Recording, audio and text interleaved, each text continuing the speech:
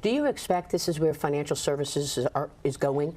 Are the major banks and the brokers out there today moving increasingly toward tokenization? Oh, absolutely. And it's the way the world will be, here in the, I mean, maybe not even in 10 years, maybe even a lot less time, maybe a couple of years from now. So I think that all of this modernization of the markets, I think, is good. And the trouble that we've seen here over the past few years is that the SEC, unlike historically, it never was necessarily at the vanguard of pushing new innovations. It was always a little bit behind the market, of course. But here recently, it's been almost standing athwart the marketplace, and as it's as all these new innovations were coming about. So that's no more. We're actually embracing it, and I believe that we need to be embracing it to keep the United States at the forefront. Look, I think crypto has gone through cycles,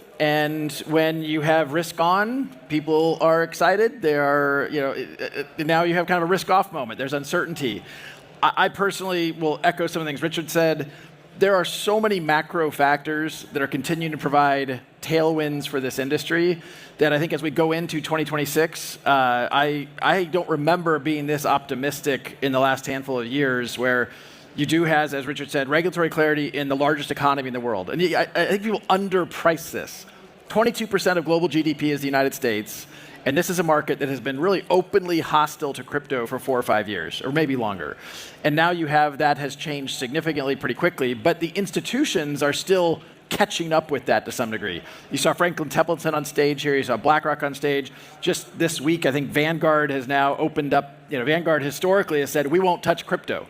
And now they've had a massive sea change. That's just one of many things that are creating those tailwinds, and so I'm super optimistic about the year ahead. The last thing I'll say on this, which I think we'll also probably all agree about on this, is we are also seeing real-world applications where it's not just about the speculation. You're finding easier to use interfaces so that crypto isn't just about the speculation, it's about solving real-world problems. And to sustain that long-term optimism, that long-term bull market, I think you're going to see more and more of that. You'll be able to put a smart contract or a security, formerly known as a security, and tokenize it, and you'll be able to use the Rails system of the blockchain. I think Solana will be one of the big winners. It's not to say that the others are not also going to win. I believe they can cohabitate with each other, and the analogy I would use for people at home is a little bit like the cloud. When we started using cloud computing about 20 years ago, people were reluctant to use it, and then they understood there was great safety and anonymity in the storage, and then it proliferated, and you have many cloud vendors, and I think that's going to be the case in this world of tokenization. But this particular token has very unique properties. It's very cheap to use. Very cheap. It's incredibly fast. Fractions of a cent.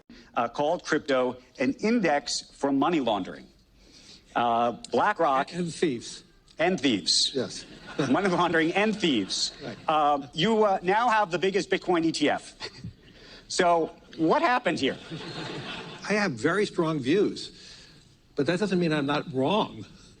By having strong views, you have to test yourself and ask yourself. And in my role, I see thousands of clients a year. I have governmental leaders, and we have these conversations. And my thought process always evolves. And this is a very glaring public example of a big shift, in my opinion.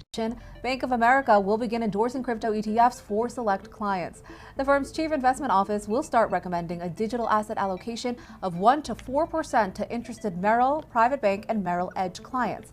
Beginning January 5th, the company's advisors will be able to recommend a handful of Bitcoin ETFs from different asset managers. The company's head of investment solutions group says the update came from a growing client demand for access to digital assets, while its chief investment advisor emphasized the allocation is for, quote, investors with a strong interest in thematic innovation and comfort with elevated volatility.